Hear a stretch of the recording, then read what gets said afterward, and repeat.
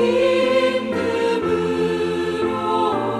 오시니 영원토록 우리들을 친히 다스리시네.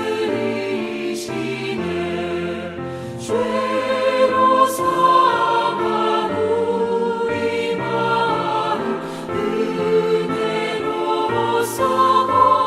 고치고 주의 빛난 보좌 앞에 이르도록 하소서.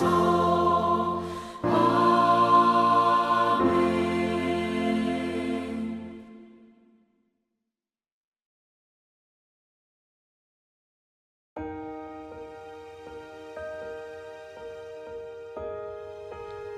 또 내가 보니 흰 구름이 있고 구름 위에 인자와 같은 이가 앉으셨는데 그 머리에는 금면류관이 있고 그 손에는 예리한 낫을 가졌더라.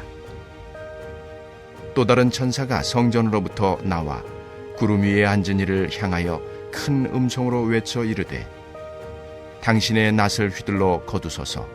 땅의 곡식이 다 익어 거둘 때가 이르렀음이니이다 하니 구름 위에 앉으신 이가 낫을 땅에 휘두르매 땅의 곡식이 거두어지니라.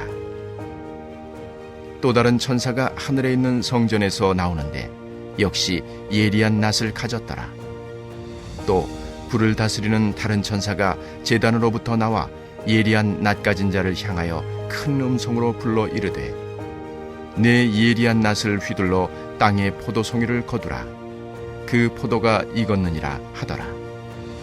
천사가 낫을 땅에 휘둘러 땅의 포도를 거두어 하나님의 진노의 큰 포도주 틀에 던지매 성 밖에서 그 틀이 밟히니 틀에서 피가 나서 말 굴레까지 닿았고 1600 스타디온에 퍼졌더라. 샬롬. 오늘도 말씀으로 하루를 여는 우리 모두에게 우리 예수님의 평화가 함께 하시기를 축복합니다.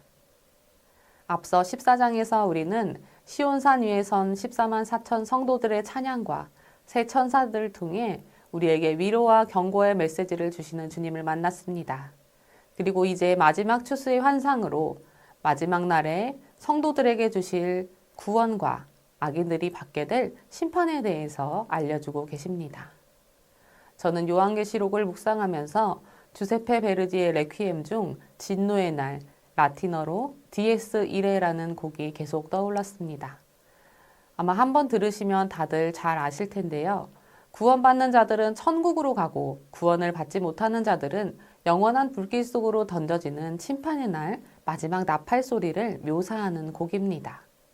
사방에서 울려 퍼지는 강렬한 나팔 소리와 북소리, 그리고 100명이 넘는 합창단의 목소리와 여러 악기 소리가 어우러지는 이 장대한 곡은 정말 자다가도 깜짝 놀라서 일어날 정도로 웅장하고 우리 심금을 울리는 곡입니다. 이 진노의 날이라는 곡이 청각적으로 우리에게 마지막 날에 찾아올 추수와 심판을 보여준다면 오늘 본문에서 주님은 낫으로 알곡과 같은 성도들을 추수하시고 악인들은 하나님의 진노의 포도주 틀에서 으깨어져 심판받는 환상으로 구원과 심판이 대조적으로 이루어지는 것을 우리에게 시각적으로 보여주고 계십니다. 그리고 더욱더 선명하게 그 메시지를 우리들에게 전해주고 계십니다. 14절에서 예수 그리스도는 하늘 위에서 금 면류관을 쓰고 예리한 낫을 들고 계시는 모습으로 묘사되고 있습니다. 금 면류관을 쓰신 예수님의 모습은 하나님의 아들 예수 그리스도의 위엄과 권위를 우리에게 잘 보여주고 있습니다. 또한 우리 주님께서 예리한 낫을 들고 있는 모습은 예수님께서 우리를 구원하실 분이면서 동시에 우리의 죄악을 심판하실 분임을, 그리스도로서의 능력을 갖고 계신 분임을 잘 보여주고 있습니다. 15절에서 성전으로부터 나온 천사가 예수님께 알곡을 거두시기를 요청하자 구름 위에 앉으신 그리스도께서는 낫을 휘둘러 무르익은 곡식들을 거두십니다. 이 무르익은 곡식들은 환난을 견디고 의의 열매를 맺은 성도들입니다. 낫을 휘둘러 곡식을 거두는 것은 천국으로 성도들을 불러 모으시는 것을 뜻합니다. 예수님께서는 마가복음 4장 29절에서 열매가 익으면 곧 낫을 대나니 이는 추수 때가 이르렀기 때문이라고도 말씀하셨습니다. 그렇습니다. 구원에 이를 인생들은 마치 무르익은 곡식과도 같습니다. 뜨거운 햇살과 비바람과 병충해는 우리 삶의 고난과도 같습니다. 우리가 빳빳하게 서 있다가 비바람에 쓰러져 버린다면 우리는 좋은 열매를 맺을 수 없을 것입니다. 때로는 흔들리기도 하지만 뜨거운 햇살을 받아내고 세찬 비바람도 이겨내고 벌레와 병이 내 살을 갉아먹는 이 크고 작은 고난과 삶의 어려움들을 이겨내야만 마침내 우리는 알곡으로 무르익게 됩니다. 그러면 농부 되신 우리 주님은 곡식이 무르익기까지 우리를 버려두지 않으시고 살뜰히 보살피십니다. 그리고 마침내 곡식이 무르익으면 지체 없이 낫을 들고 기쁜 마음으로 추수하여 우리들을 천국이라는 곳간에 넣어두실 것입니다. 그런데 구원을 받는 이 추수 때에 모든 곡식들이 기쁨으로 거두어지는 것은 아닙니다. 병충해를 입어 못쓰게 된 곡식, 또 열매가 제대로 여물지 못한 쭉정이는 거두어지지 못할 것입니다.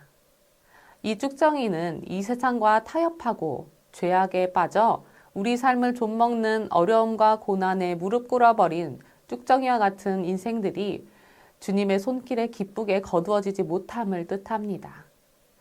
고난과 역경에 무릎 꿇지 않고 인내와 소망으로 우리 주님께 더욱더 가까이 나아가는 믿음으로 또 알찬 열매로 무르익어 마지막 추수 때에 우리 주님께서 기쁘게 거두시는 알곡들 다 되시기를 우리 주님의 이름으로 축원합니다. 이어서 17절에서 20절 말씀을 보시면 이 추수의 환상은 이제 예수 그리스도가 아닌 또 다른 천사가 예리한 낫을 들고 있는 장면으로 이어집니다. 이 천사는 알곡이 아니라 포도를 거두기 위한 낫을 들고 있습니다. 18절을 보시면 불을 다스리는 천사가 나타나 이 낫을 든 천사에게 포도가 익었으니 땅의 포도송이를 거두라고 말합니다. 땅의 포도송이란 무엇입니까? 바로 악으로 가득 찬 이 세상입니다. 이 땅에 죄악들이 가득 차고 넘쳐서 이제 주님의 진노를 피할 길이 없어 최후의 심판만을 앞두고 있는 것입니다. 천사가 낫을 휘둘러 포도를 거두어 하나님의 진노의 포도주 틀에 그들을 던집니다.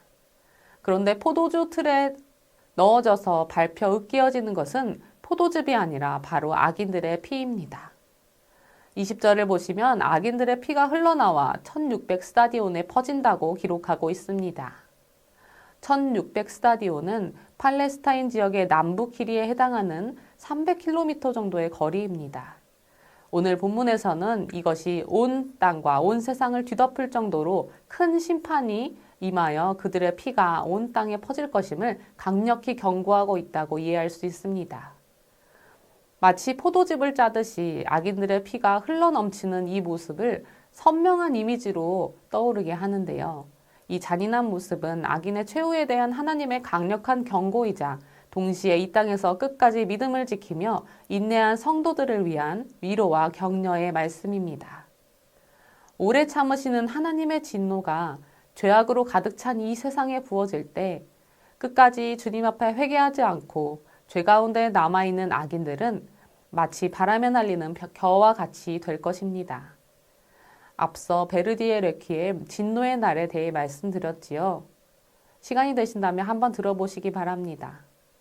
주님의 심판의 날은 이런 음악 소리보다도 더 크고 강렬하게 또 그 때를 가늠할 수 없게 깜짝 놀라도록 우리를 찾아오게 될 것입니다.